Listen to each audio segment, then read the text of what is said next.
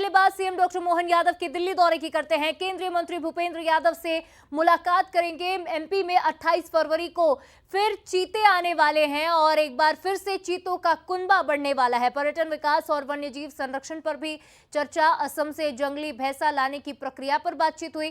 केंद्रीय मंत्री प्रहलाद जोशी से मुलाकात उन्होंने की है। किसान कल्याण पर चर्चा की गई। तो आपको बता दें कि सीएम डॉक्टर मोहन यादव के दिल्ली दौरे को लेकर जो विशेष जानकारी सामने आई है वो आप तक पहुंचा रहे हैं। गेहूं उपार्जन और भंडारण व्यवस्था पर बात की गई है। ये केंद्रीय मंत्री से मुलाकात की तस्वीरें आप देखिए। भूपेंद्र यादव आपको तस्वीरों में नजर आ रहे होंगे। स्वागत उन्होंने किया है। केंद्रीय मंत्री गिरिराज सिंह और पीयूष गोयल से भी मुलाकात। तो असम के जंगली जानवरों पर भी चर्चा हुई है। आपको बता दें कि केंद्रीय मंत्री प्रहलाद जोशी से मुलाकात उन्होंने की है। पर्यटन विकास और वन्यजीव संरक्षण पर किस तरह से फोकस किया जाए इसे लेकर चर्चा की गई। और एक बड़ी खबर यह है कि मध्य प्रदेश में अब चीतों का कुनबा बढ़ने जा रहा है।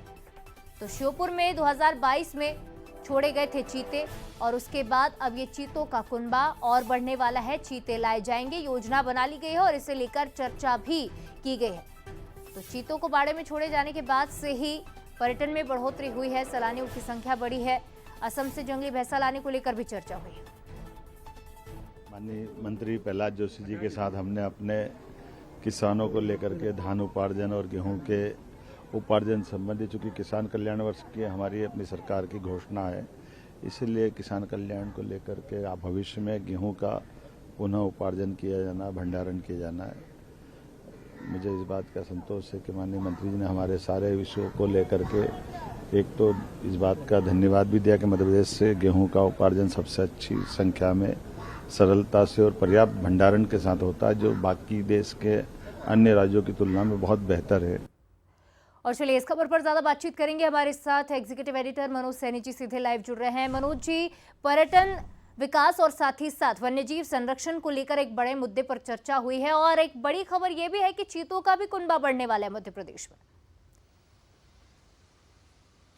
देखिए, पर्यटन को लेकर मध्य प्रदेश सरकार बहुत गंभीर है और उसका असर भी दिखाई दे रहा है कि हमने देखा पहले प्रधानमंत्री नरेंद्र मोदी ने जिन चीते के कुनबे को बढ़ाने के लिए यहाँ छोड़ा था कूनों में, तो वो कुनबा बढ़ता हुआ भी दिखाई दिया। लेकिन अब बात गांधी सागर की हो रही, बात नैरोदेही जो अब संजय गांधी के नाम से जाना जाता है उसकी हो रही है।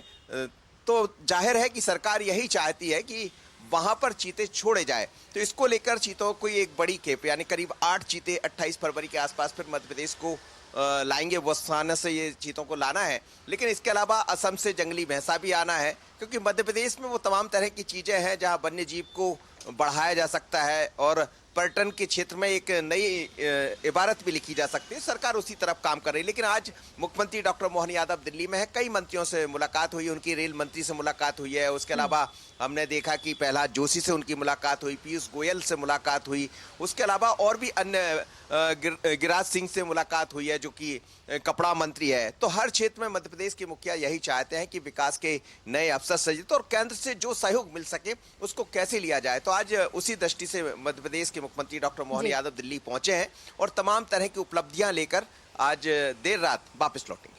निश्चित तौर पर हर क्षेत्र के लिए एक अच्छी खबर लेकर लौटेंगे मुख्यमंत्री डॉक्टर मोहन यादव और इसी नजरिए से भी तमाम मध्य प्रदेश की जनता देख रही है, क्योंकि निवेश में भी लगातार पर्यटन पर वो फोकस करते आए हैं।